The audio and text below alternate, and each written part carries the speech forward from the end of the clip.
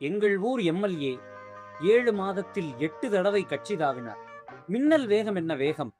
இன்னும் 70 கட்சி இருந்தால் இன்னும் வேகம் காட்டியிருப்பார். என்ன தேசம் இந்த தேசம்!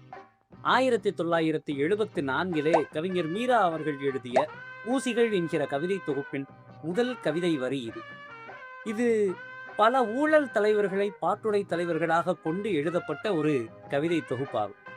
இதுல பல்வேறு விதமாக இந்த ஊழல் தலைவர்களை மீரா தனது கவிதைகளின் மூலமாக விமர்சனம் செய்கிறார். ஆறாவமுதன் அமைச்சர் பதவியை இழந்து ஆழ்ந்து வழுந்து இருந்த ஓர் இரவில் அருகில் இருந்த ஆசை மனைவியை சும்மா சும்மா சுரண்டலானார்.